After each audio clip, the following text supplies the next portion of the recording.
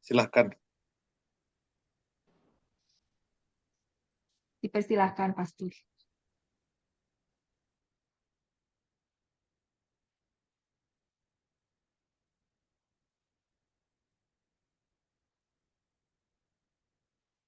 Maaf, audio Pastor Pio masih di mute.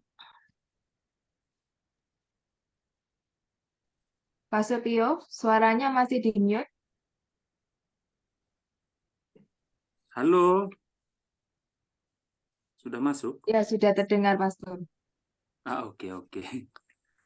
Baik, selamat siang untuk Bapak, Ibu, saudara-saudari dimanapun berada.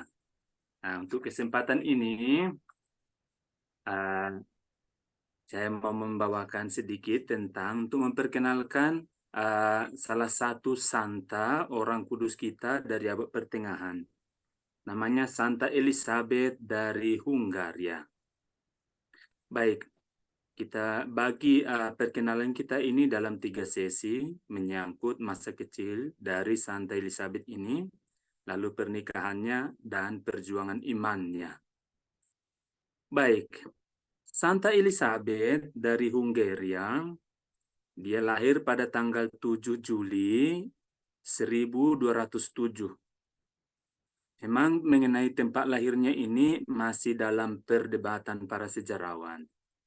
Ayahnya adalah Andreas kedua, Raja Hungaria yang kaya dan sangat berkuasa, yang untuk memperkuat ikatan politik, dia menikahi putri bangsawan Jerman, Gertrud dari Andes Merania, yang adalah saudara perempuan dari Santa Hedwig, istri pangeran dari Silesia. Elizabeth tinggal di istana Hungaria selama 4 tahun pertama masa kecilnya, bersama seorang saudara perempuan dan 3 saudara laki-lakinya. Elizabeth kecil sangat gemar bermain. Dia penyuka musik dan menggemari menari. Dalam usia sedemikian dini, 4 tahun, Elizabeth juga sudah menunjukkan entusiasme atau ketertarikannya secara khusus pada hidup spiritual.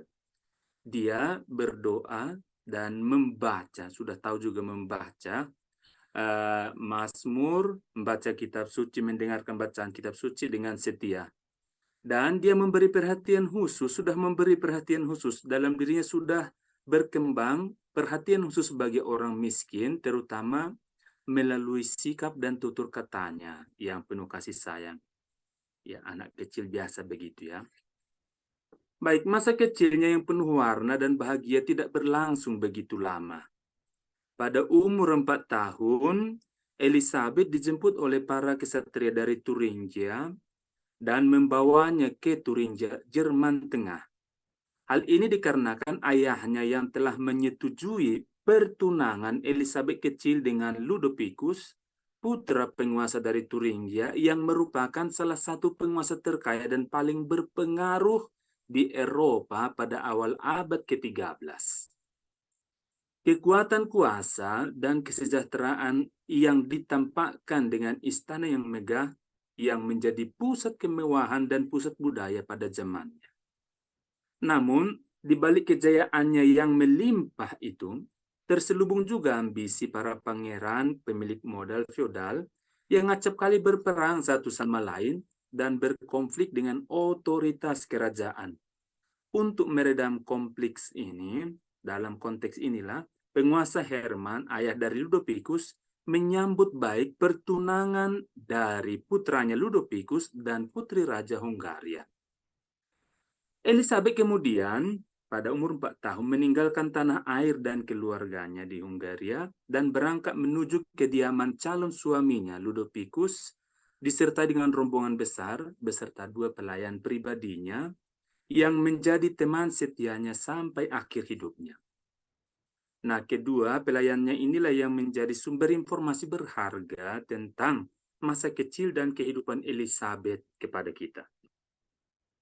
Nah, setelah perjalanan panjang, mereka sampai di Eisenach, lalu benteng Warburg, istana Warburg besar di Eisenach, tempat Ludovicus calon suaminya. Di istana ini, Elizabeth mendapat pendidikan keagamaan yang lebih dalam lagi. Dia mendengarkan dengan penuh perhatian setiap bacaan, terutama yang dari kitab suci, Mazmur, dan dia juga sudah berkembang mengetahui cara bagaimana merealisasikan imannya yang didengarnya itu dalam praktis harian.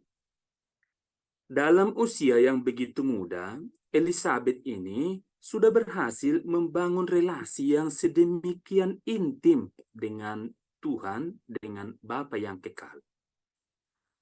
Tahun berjalan, Ludovicus mengembangkan diri, belajar, dan berlatih kemampuan militer. Elizabeth dengan teman-temannya juga mulai menekuni, mempelajari bahasa Jerman, bahasa Perancis, bahasa Latin, musik, sastra, dan juga kerajinan tangan seperti menyulam.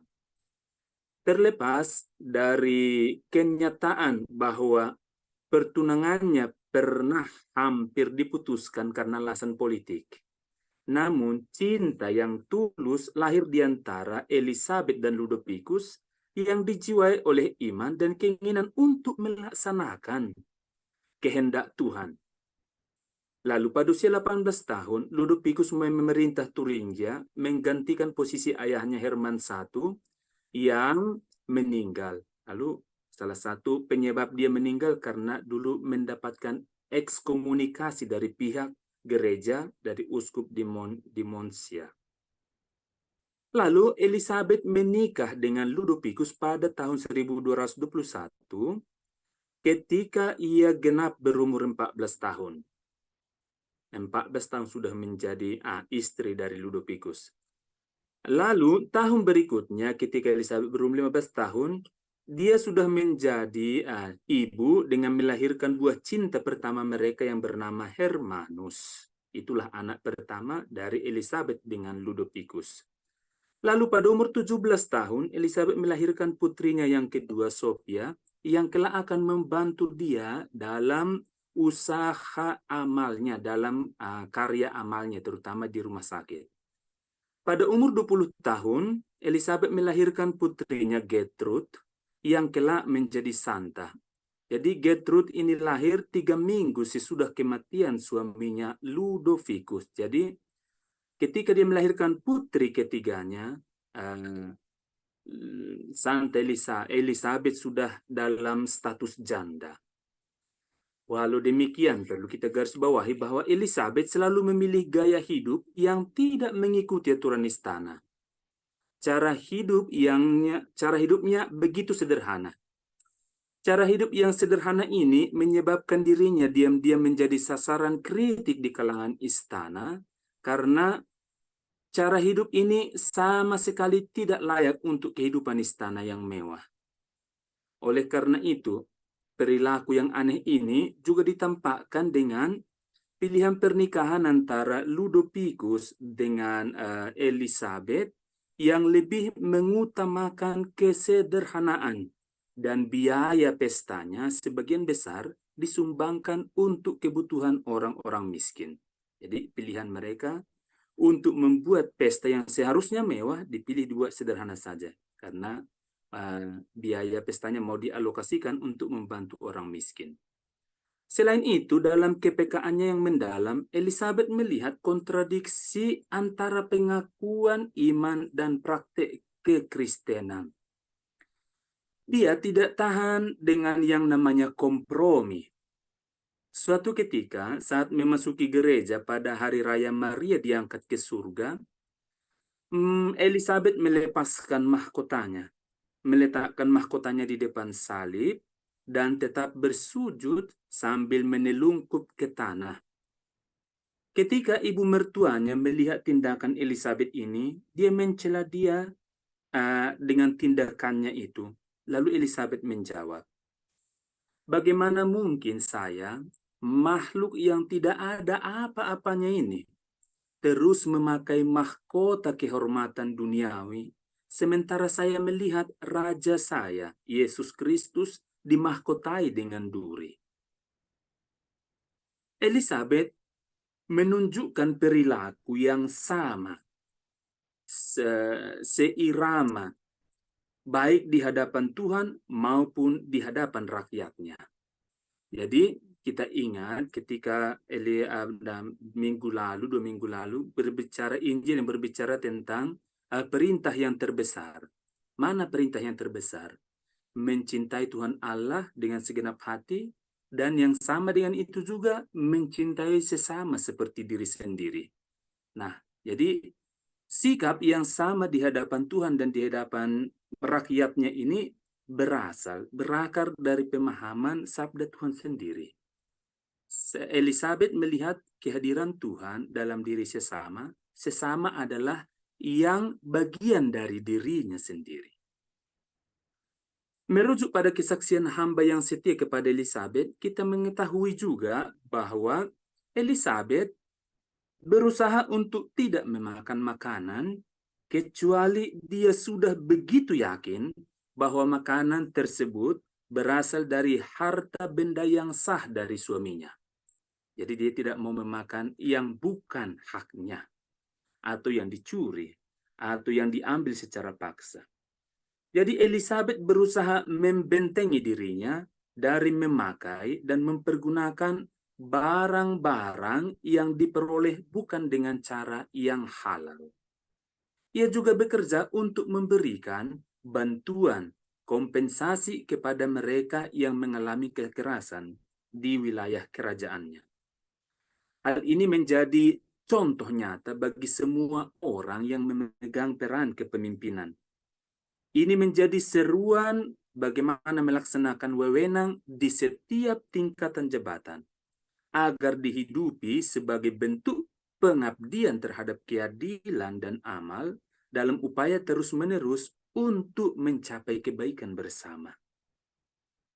Elizabeth dengan tekun melakukan karya belas kasih. Ini salah satu poin yang sangat kuat dari Elizabeth. Dia memberi makan dan minum kepada mereka yang mengetuk pintu istananya. Tak terkecuali siapa saja yang datang mengetuk pintunya, Elizabeth selalu siap sedia memberikan bantuan. Bukan hanya makanan dan minuman, dia juga menyediakan pakaian, menyediakan tempat tidur. Dia juga sering membayar hutang dari rakyatnya yang terbelit hutang namun tidak mampu untuk membayarnya. Selain itu, Elizabeth ini merawat orang sakit dan menguburkan juga orang-orang mati. Jadi satu kali Elizabeth ini juga pernah melihat seorang yang lagi sakit-sakitan berada di luar pagar istananya. Melihat itu, Elizabeth langsung terenyuh, lalu mengambilnya dan membawanya ke istananya. Dia memandikannya, merawatnya dengan tangannya sendiri. Nah, jadi sikap-sikap ini salah satu tindakan yang bertentangan dengan segala aturan di istana. Jadi Elizabeth kita bilang melanggar sedikit aturan istana karena dia mau menunjukkan belas kasih ini. Selain itu, Bapak Ibu Saudara-saudari, turun dari istananya Elizabeth bersama pembantunya sering juga turun dari istananya untuk mengunjungi rumah orang-orang miskin guna memberikan roti, daging, tepung, dan juga makanan lainnya. Elizabeth tidak mau hanya menitipkannya melalui orang. Dia mengantarkan makanan itu secara pribadi dan dengan cermat memeriksanya terlebih dahulu, lalu makanan dan tempat tidur orang miskin yang dikunjunginya itu pun dikontrolnya. Dilihatnya layak apa tidak, apa yang bisa dia buat. Nah, jadi dalam pikirannya melihat situasi itu, dia berpikir apa yang bisa saya buat. Perilaku kasih yang terlalu berlebihan ini dilaporkan oleh orang-orang di sekitar istana kepada suaminya, Ludovicus. Nah, yang luar biasanya, Ludovicus bukan hanya tidak senang dengan perbuatan istrinya, dia justru malah bangga dengan apa yang dilakukan Elizabeth. Dia berkata, selama dia tidak menjual istana saya bahagia, saya senang. I'm happy. Nah, keajaiban roti yang diubah menjadi mawar terjadi dalam konteks ini. Ketika Elizabeth berjalan dengan celemeknya yang penuh dengan roti untuk diberikan bagi orang miskin, lalu dia bertemu dengan suaminya yang mengawasi dan mau membuktikan dengan mata kepala sendiri informasi yang dia dengar dari orang-orang di istana. Lalu dengan berani Ludovicus bertanya kepada Elizabeth, "Apa yang kamu bawa?" Dengan rasa yang begitu gugup dan takut, Elizabeth membuka celemeknya dan inilah terjadi sesuatu. Alih-alih melihat roti, justru yang nampak di hadapan mata mereka adalah bunga mawar yang indah. Jadi bunga mawar menjadi simbol amal untuk menggambarkan Santa Elizabeth dari Hungaria. Nah, pernikahannya boleh kita katakan sangat bahagia. Jadi dalam usia 20 tahun, Elizabeth sudah dikarunia 3 buah hati.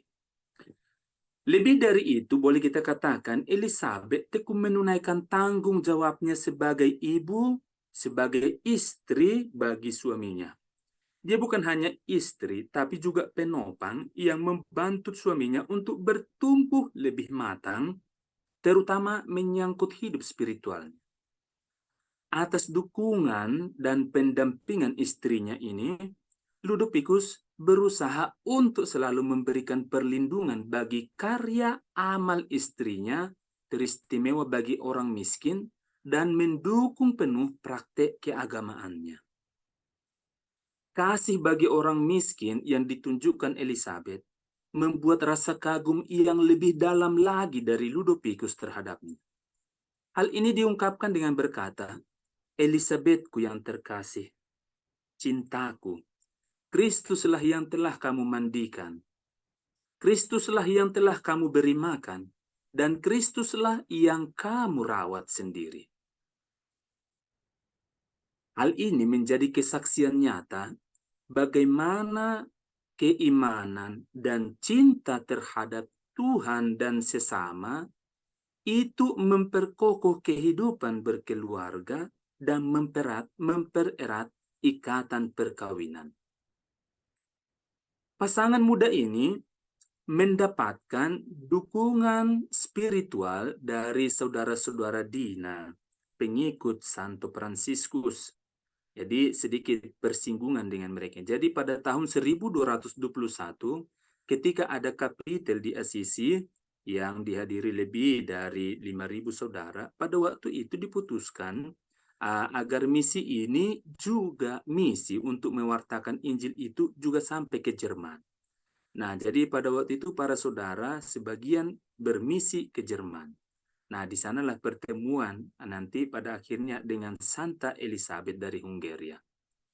Jadi, tahun 1222 menyebar ke seluruh Turingia, jadi Jerman tadi.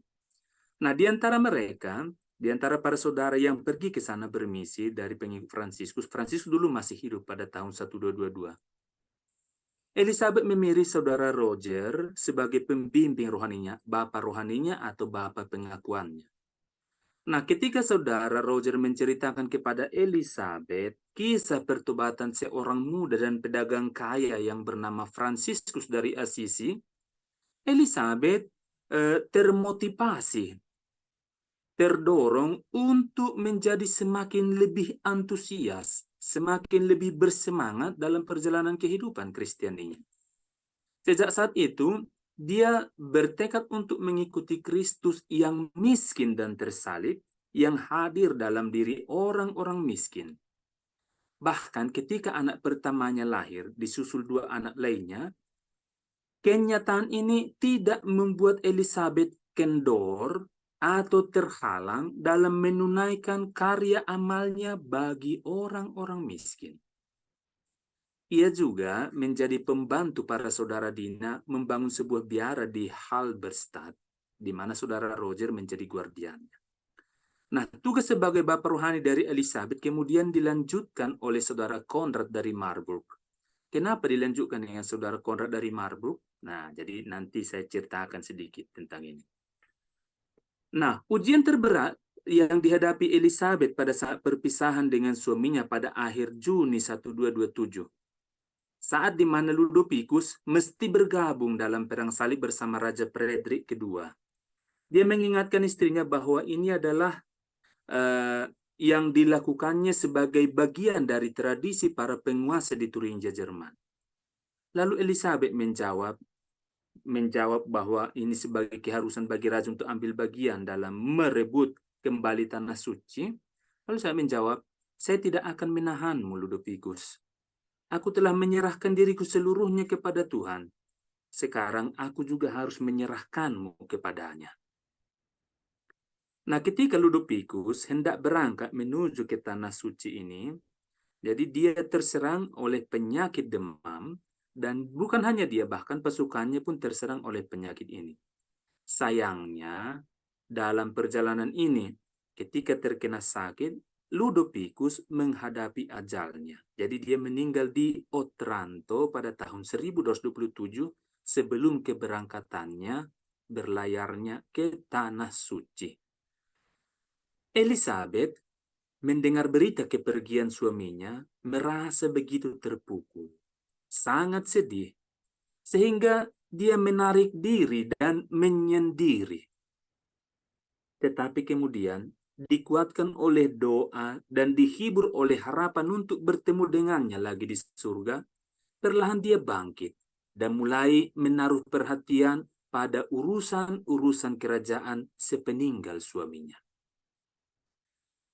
Namun ujian tidak berhenti. Ujian lain datang lagi menghampiri Elizabeth. Di tengah perjuangannya untuk mengemban tugas kenegaraan sepeninggal suaminya tercinta, saudara iparnya merebut pemerintahan atas Turingia dan memproklamirkan dirinya sebagai pewaris sejati Ludovicus, serta menyebut Elizabeth sebagai wanita saleh yang tidak memiliki kompetensi dalam memerintah sebuah kerajaan. Boleh kita katakan, Elizabeth kehilangan kuasa kepemimpinan. Elizabeth yang sudah janda ini juga mengalami nasib lain, diusir dari istana Warburg. Kalau dalam peribahasa kita boleh dikatakan sudah jatuh ke timpa tangga pula. Elizabeth dalam situasi ini mencoba mencari tempat berlindung. Hanya 2 orang pembantunya yang tetap dekat dan setia menemaninya. Lalu kemudian Elizabeth mempercayakan ketiga anaknya ini pada perawatan teman-teman setia, teman-teman sejati dari suaminya Ludovicus. Elizabeth kemudian, sesudah menitipkan anak-anaknya, dia mencoba untuk mengunjungi desa-desa di wilayah kekuasaan suaminya. Nah, Elizabeth bukan hanya berkunjung mengunjungi desa-desa ini, dia juga bekerja di mana dia disambut.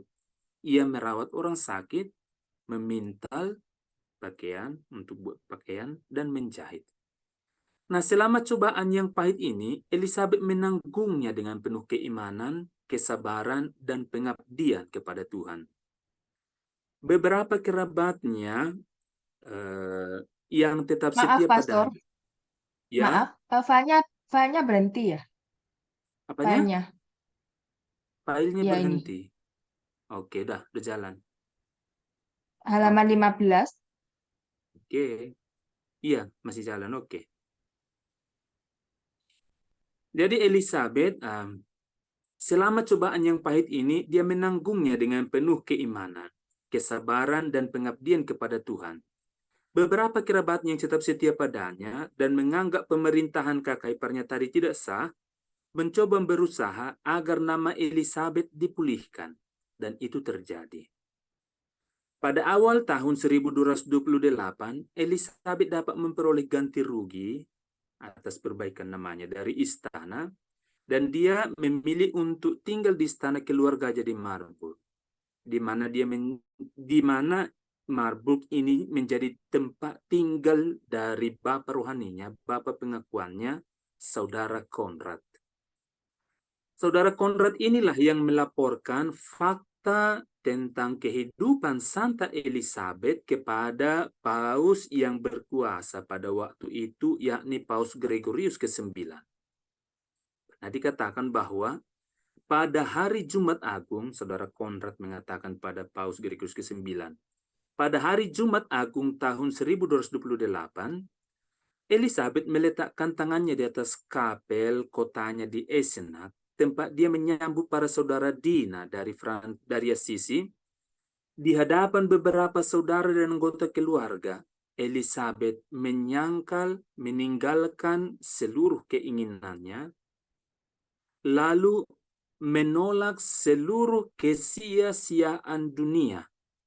Bukan hanya itu, Elizabeth dengan keras memproklamirkan keinginannya untuk menolak apa yang telah dikatakan dalam kitab suci.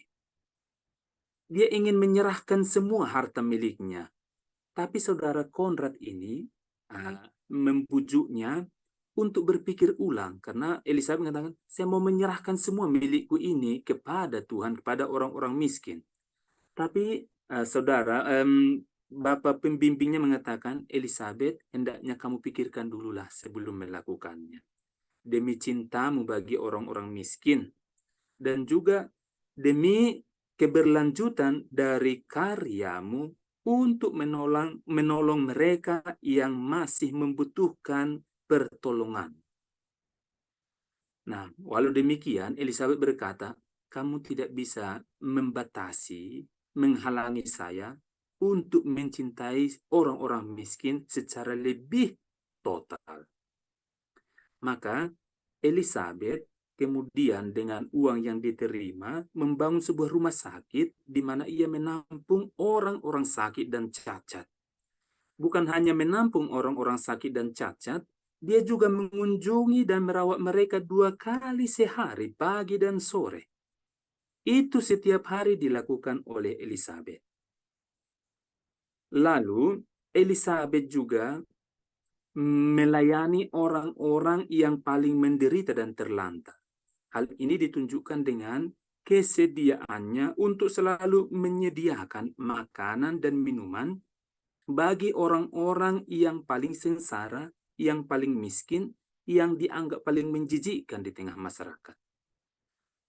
Elizabeth melakukan ini karena meyakini dan mengalami bahwa dari orang miskinlah dia menerima rahmat yang khusus dan luar biasa, dan terutama menerima karunia kerendahan hati. Lalu Elizabeth ini pernah berujar kepada bapak pengakuannya, Konrad, di rumah sakit saya ini, orang miskin akan selalu mendapatkan ruang. Di rumah sakit saya ini, orang miskin akan selalu mendapatkan tempat. Di rumah sakit saya ini, orang-orang yang membutuhkan pertolongan atau perawatan tidak akan pernah kembali tanpa mendapatkan perawatan. Selain itu, Santa kita ini karena cinta yang begitu besar untuk membantu rakyatnya, dia bukan hanya bersedia ketika uangnya tidak ada, dia menggadaikan pakaiannya yang indah-indah, pakaiannya yang mahal-mahal, pakaiannya yang bagus-bagus, itu dijual.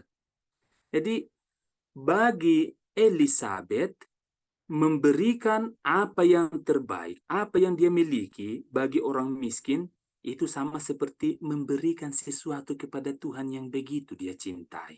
Dan terutama memberikan kepada Tuhan yang sudah mencintai dia melebihi dari cintanya kepadanya.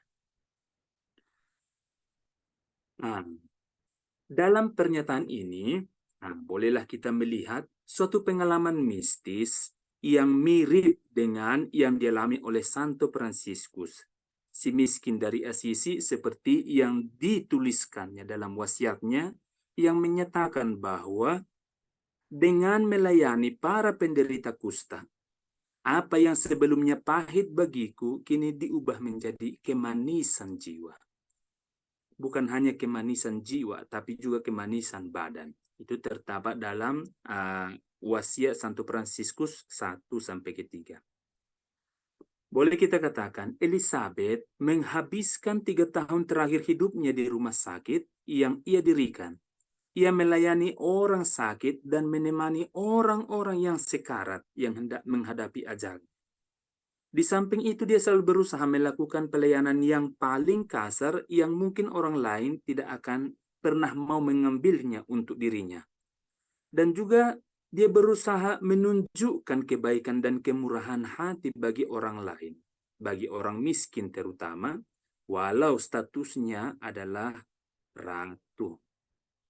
Dia menjadi wanita yang membaktikan hidupnya kepada Tuhan di tengah dunia, soror in seculo.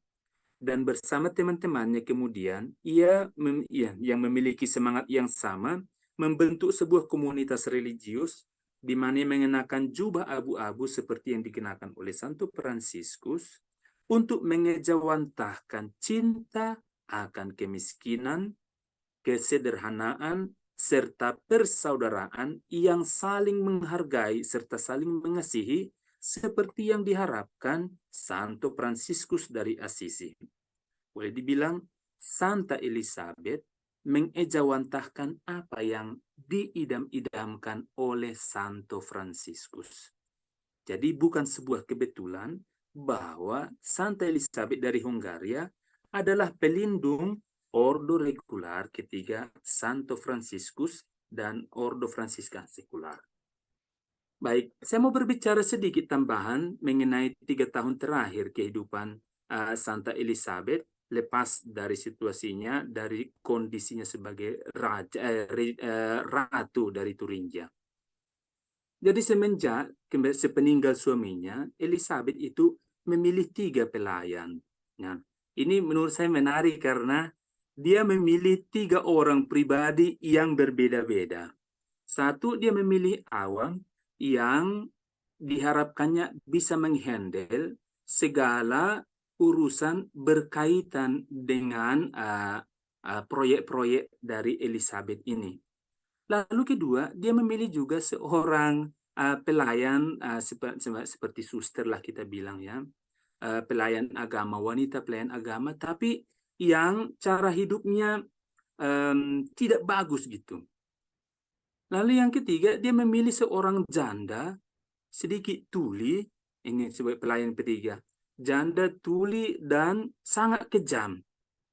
Nah, Santa Elizabeth ketika ditanya kenapa memilih pelayan yang seperti ini, lalu Santa Elizabeth menjawab, ini sebagai latihan kesabaran bagi saya, karena saya harus bertumbuh dalam kesabaran.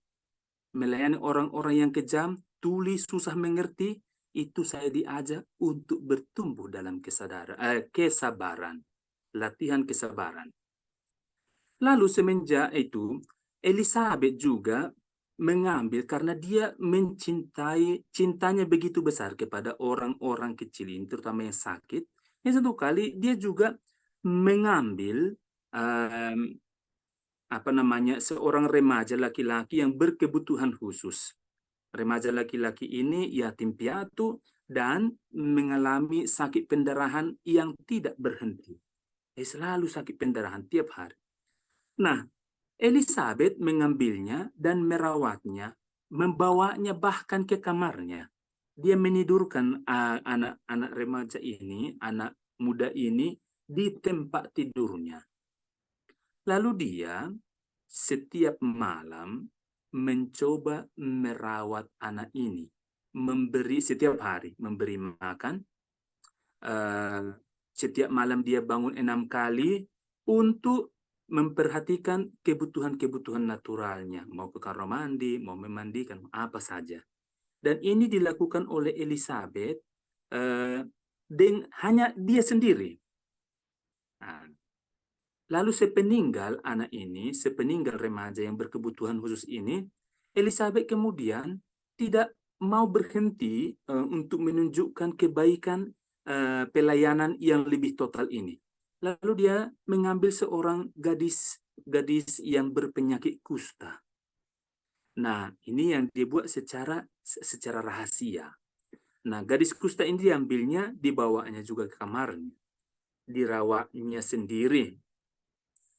dia yang membuka kaus kakinya. Bayangkan kalau yang penyakit kusta berarti pada zaman abad-abad pertengahan ya, zaman-zaman di mana penyakit kusta dianggaplah itu penyakit yang kita bilang penyakit paling menyedihkan, karena berpenyakit kusta pada abad pertengahan itu berarti mati 3 kali. Yang pertama, mati dari keluarga, tidak dianggap. Lalu mati dari masyarakat karena dikutu berpenyakit menular, jadi harus jauh dari masyarakat, nggak boleh kontak. Lalu dianggap juga mati dari Tuhan karena penyakit itu hanya menimpa orang-orang yang dikutu oleh Tuhan. Elizabeth pada masa muda, masih muda karena masih berumur 20-an tahun kan, dia mengambil remaja ini. Lalu, inilah Bapak rohaninya yang sebelumnya tadi saya bilang, kenapa dia pergi? Karena dia merasa takut, khawatir Elizabeth ini terkena penyakit kusta si gadis ini. Lalu dia dengan meminta maaf kepada Tuhan, membawa pergi. Lalu membawa pergi dan menempatkan gadis ini di satu tempat hingga kita tahu. Lalu sesudah itu dia dipindahkan menjadi Bapak Guardian di tempat lain. Nah, kalau masuklah kepada saudara Konrad sebagai penerus Bapak rohani dari Elizabeth. Nah, seperginya gadis kusta ini, Elizabeth tidak mau berhenti untuk tenang merawat yang sakit-sakit yang ada di rumah sakitnya.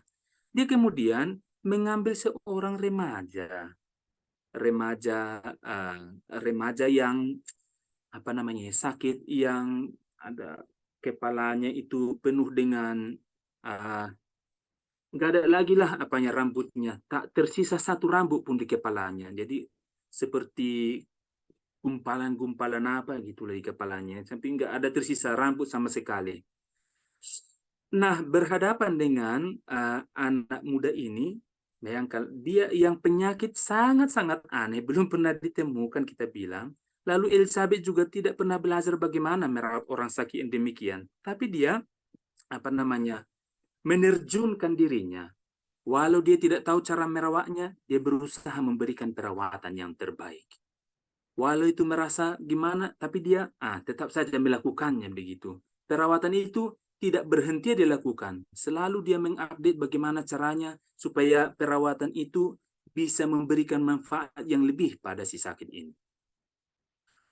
Nah, dari ketiga yang ini, selain mengunjungi orang-orang sakit yang di rumah sakitnya 2 kali sehari, dia laksanakan pagi dan sore, lalu mengurus mereka ini yang membutuhkan perhatian yang jauh lebih banyak lagi. Sedemikian banyak kesibukan dari Elizabeth ini, tapi dia tidak pernah kehilangan waktu untuk kontemplasi, untuk berdoa. Dari sekian banyak kesibukannya ini, doanya tidak pernah terputus. Maka aneh bagi mereka karena seringkali melihat Santa Elizabeth ini, ketika habis doa itu wajahnya itu bersinar. Nah, saya bersinar memancarkan satu keindahan yang tidak normal gitu. Dan lebihnya lagi, sesudah Elizabeth lewat kontemplasinya itu selesai, biasanya itu rasa ingin makannya sudah seperti sirna. Makanya Elizabeth ini sering kita bilang puasa lah dalam arti tertentu. Sesudah doa, dia puasa nggak makan lagi. Demi cinta. Demi cinta untuk melayani orang-orang miskin. Tapi lebih dari itu, seperti bilang, karena dalam diri orang miskin, dilihatnya Tuhannya sendiri. Dalam diri orang miskin, dilihatnya juga dirinya sendiri. Baik.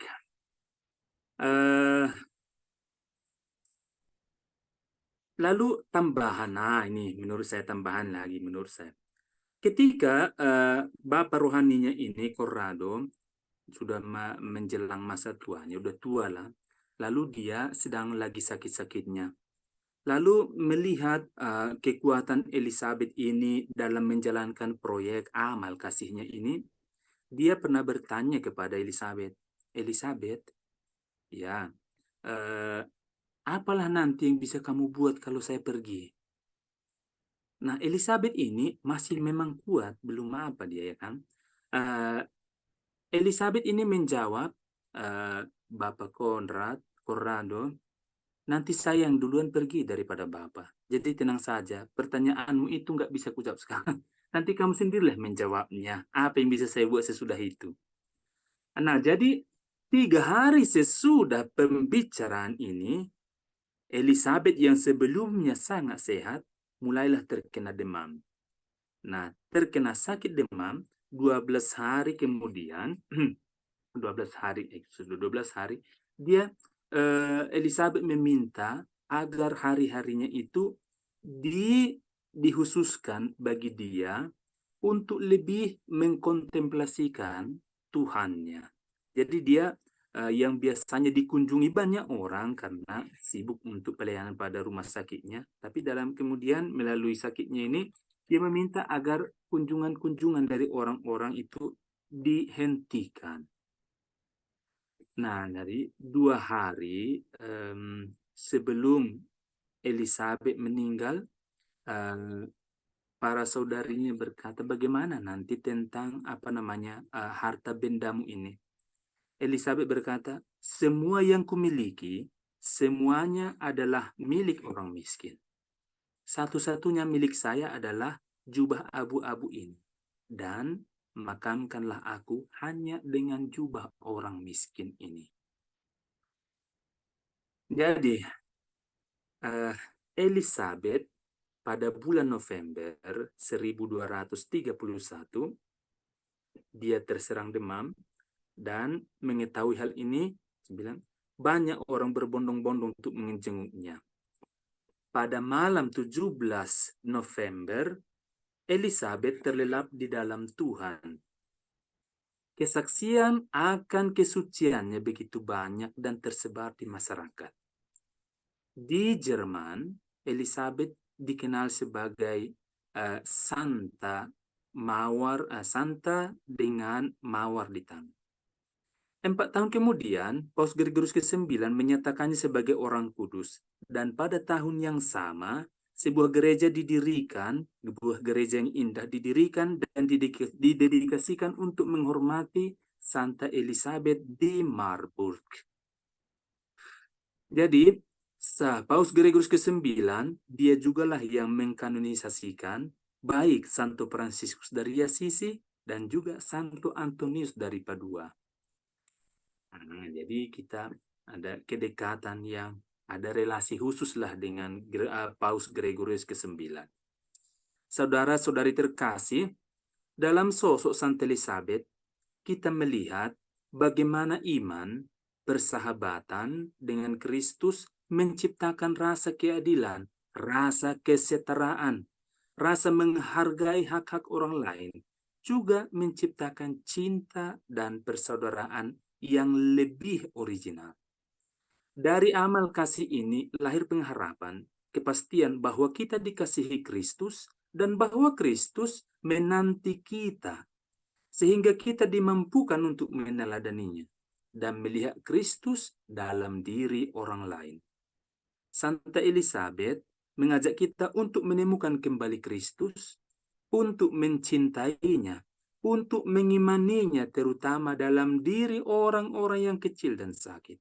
Dan dengan demikian, menemukan keadilan dan cinta sejati serta sukacita bahwa suatu hari kita akan disatukan dalam cinta ilahi, dalam sukacita yang kekal bersama Tuhan. Terpisah dari Tuhan itu hanya sengsara yang bersifat sementara. Persatuan dengan Tuhan dalam cinta yang sudah kita alami di dunia ini akan berlangsung dalam hidup sesudah di dunia ini. Dan itu adalah kepenuhan karena kita sudah melihat Tuhan bukan lagi dalam diri orang-orang miskin, dalam diri orang-orang kecil, tapi sudah dirinya, pada dirinya. Dan ini adalah kebahagiaan tertinggi yang bisa kita capai. Nah, Santa Elizabeth inilah sebagai panggilan bagi kita. Santa Elizabeth yang juga mencintai Ekaristi, yang melalui Ekaristi, Tuhan yang adalah kekekalan itu masuk, berada, tinggal dalam diri kita. Nah, jika Tuhan yang adalah kekekalan itu tinggal, berada dalam diri kita, berarti kita pun sudah menjadi bagian dari kekekalan itu. Bagian dari kekekalan yang adalah cinta sendiri. Cinta yang dalam dirinya murni. Cinta yang tidak mengerti, tidak memahami, tidak mengenal yang namanya kejahatan, yang namanya dalam cinta hanya ada pemahaman, pengertian, saling mendukung, saling membangun. Nah, jadi itu menurut saya yang bisa kita sambut, kita lihat dari diri santai kita ini. Cinta kepada Tuhan yang dilihat hadir dalam diri suami, karena dia menikah, lalu juga dilihat dalam diri orang miskin. Dan rupanya cinta yang mewujud melalui pelayanannya itu, itulah yang menjadi kehormatan santa kita ini. Jadi dia menjadi besar bukan karena dia menerima pernyataan sebagai orang kudus, tapi karena dia pertama-tama sudah menunjukkan pelayanan, sudah menunjukkan cinta kasih, keluar dari dirinya, membuat orang lain, membuat orang-orang lain yang ada di sekitarnya sebagai dunianya sendiri. Dunia yang ia ingin menjadi sebuah keindahan, keindahan yang dia lihat memancar dari Tuhannya sendiri, yang ia ingin lihat bahwa dalam diri mereka, Tuhan juga hadir secara nyata. Melalui mereka, kita bisa menyentuh kekekalan itu secara lebih real. Selamat siang. Terima kasih Pastor Pio atas pengajaran Ya, yang sangat indah dan sangat mendalam pada malam hari ini.